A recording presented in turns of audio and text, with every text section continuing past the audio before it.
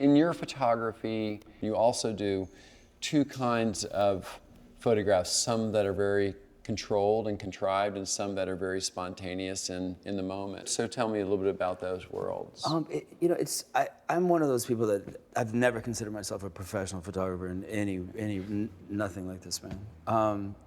And to pull out a camera that's extraordinarily large, where it looks like a weapon, I find, I just shot something with one of those, and I find that people are like, whoa, but if you can just sort of casually start conversation and see stuff, but it's sort of probably like it is to work with Elvis after a while, I'd imagine, but... You're almost invisible. I prefer that. I find it more intimate. I shot a film with Andrei Konchalovsky in Moscow and St. Petersburg, and these are some of the guys that were going off to start their stint in the military. And we were shooting very late at night. It was a very creepy setting. And they started yelling to us, and brought me over there to pass cigarettes, and they wanted belt buckles, and I couldn't speak Russian, they couldn't speak English, and we sort of had this communication through passing little things through the chain link fence. This photograph is amazing. This is in a maximum security prison, also in Russia. This was the feeling of being there. I mean, you could see faces like this one in particular. This is in the same prison. That is an absolutely haunting photograph. And tell us a little bit about that one now. So obviously you're experimenting with color and black and white. Yeah, this is like a sub-basement of a maximum security prison. But there was a guard that was yelling at these two guys, and he had a stick, and it was very violent and scary. When the coast was clear, I gave a little whistle, and you notice the kitten ran out. Yeah. But the way that they came out, just posed, I mean, they look like supermodels, and the green on the walls. Well, that's not dissimilar to the way that Al shoots also, in terms of like the available darkness? Yeah, the available darkness, exactly. Well, I'm not against light, but if I have to choose, I would rather be low-key and leave the scene pretty much the way it is.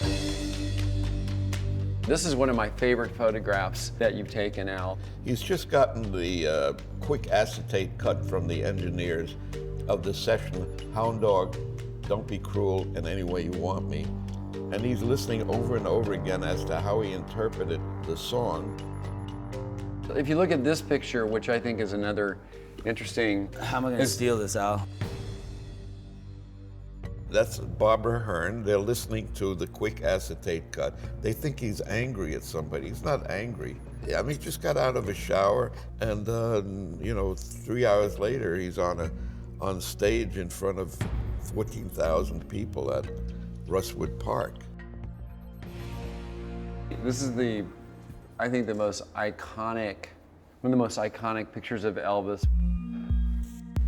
Elvis is on stage. It's a normal stage shot with normal stage lighting, except I didn't realize till we developed the film that some young lady had popped off in her box brownie a flash right in sync with my shutter, and it actually sprayed in my shutter area. Whoever it was, it gave me separation between the audience and Elvis on stage, so it gave me a sense of depth. Norman, this is a series, I assume, or your fetish of painting people red. Oh, that's blood. These are from a John Carpenter film I worked on. I took, this poor girl was doused in blood. I kidnapped her, basically, and brought her into my trailer. This trailer was covered in blood when we were done shooting all these pictures. But this was real blood? It's not real blood, it's movie blood. He's another person from the show that I kidnapped. The thing I liked about this photograph is the hand.